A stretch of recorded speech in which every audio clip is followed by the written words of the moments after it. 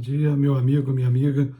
Eu queria compartilhar com vocês hoje algo que eu aprendi há um tempo atrás sobre um versículo muito famoso, muito conhecido no que tange assim, a criação de filhos, que é Provérbios 22:6.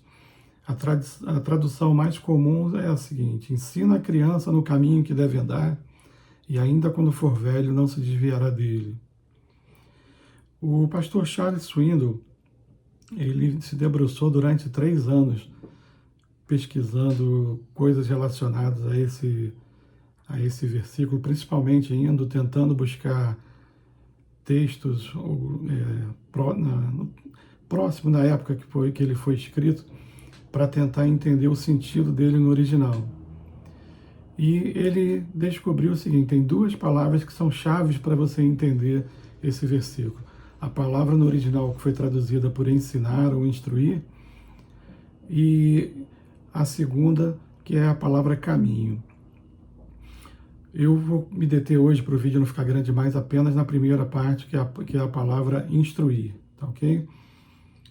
Primeiro, essa palavra instruir ou ensinar, educar, ela estava relacionada com o céu da boca, com o palato, tá? E ele descobriu 2 aplicações para essa palavra. A primeira delas tinha a ver com aquela corda, que, se eu não me engano, acho que o termo é arreio, né, que se coloca na boca de um animal selvagem para domar o seu espírito. E, em paralelo a esse provérbio, tem um outro que está em 29:15, que diz o seguinte: a vara da correção dá sabedoria, mas a criança entregue a si mesma envergonha sua mãe. Essa palavra entregue, o sentido dela significa deixado no estado em que nasceu, na condição em que nasceu, ou seja, intocada, sem disciplina, sem uma pessoa, uma figura de autoridade para ela respeitar, sem receber também aceitação, direção, negligenciada e abandonada. A gente, quando pensa nessa versão, nesse tipo de entendimento, a gente costuma ver as coisas sempre pelo lado negativo, né? Pela questão da correção, da bronca. Existe sim também essa necessidade, né, de você não deixar a criança entregue no seu estado original, porque ela precisa sim de orientação, ela precisa de direção para saber fazer as coisas certas, ela precisa de ajuda para poder se situar, como agir com o amiguinho, com os pais, com o professor e por aí vai.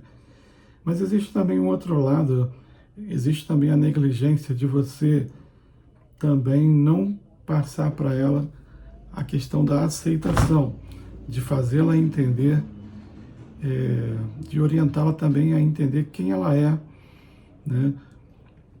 As coisas boas que ela tem, aquilo de bom que ela possui, aquilo que ela está fazendo de certo, que precisa também ser repetido. A gente costuma se focar muito apenas nas correções, nas brigas, mas também é necessário que a gente se fixe também nos elogios, em demonstrar para aquela criança que ela tem também qualidade, que ela tem virtudes, né? A segunda aplicação que essa palavra tem foi tirada da questão das parteiras hebreias. Elas tinham por hábito passar uma uva tâmara, uma pasta, no céu da boca da criança, para estimulá-la a sugar, a amamentar, a pegar o peito da mãe, né? Então, assim, o pastor Charles Swindoll, ele chegou à conclusão que o objetivo dessa palavra, que foi traduzida por instruir, educar, ensinar, é estimular a criança a andar no caminho que Deus preparou para ela. Toda criança nasce com um propósito. Todos nós, seres humanos, temos um propósito diante de Deus. E o papel dos pais é fazer justamente esse, é direcionar a criança a cumprir esse chamado, esse propósito para o qual Deus criou para ela. Mas para isso, a gente precisa entender algumas coisas. Primeiro, que cada criança tem tem o seu próprio estilo, tem as suas características que são singulares. E a gente precisa aprender a respeitar isso. Tá? Mas para a gente conhecer quem é o seu filho e principalmente qual o caminho que Deus tem destinado para ele, você precisa, primeira coisa, estar perto. E segundo, você precisa estar vigilante. Ou seja, você precisa estar presente na vida dessa criança. Eu creio, né, que meu filho, minha filha, embora, como a Bíblia diz, eles são herança do Senhor, eles são herança que Deus me deu, eles não são meus. Eles são de Deus. E eu tenho uma missão, eu e Márcia temos uma missão de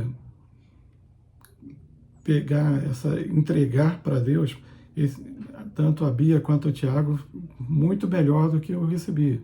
Eu não posso deixá-los entregues da forma como eu recebi. Eu preciso multiplicar esses talentos porque que eles têm. Como na parábola dos talentos, né? Quando Deus pegou para os seus servos, para um, deu uma moeda para cada um.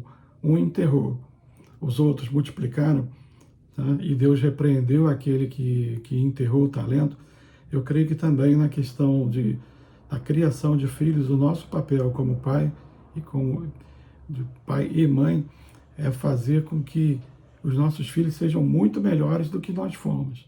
O nosso papel é entregar para Deus um produto final muito melhor. Tá?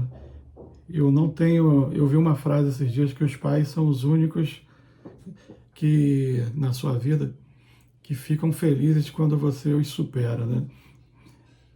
E eu acho que isso é um sinônimo de vitória para um pai, né? Saber que o filho foi muito além de si, né? Então, meu amigo, minha amiga, eu creio que esse é o nosso papel e essa é a primeira parte desse versículo que eu queria apresentar a vocês. Na continuidade, a gente vai falar sobre caminho, tá ok? Um grande beijo, obrigado por você ter ficado até aqui, até o final, e um forte abraço.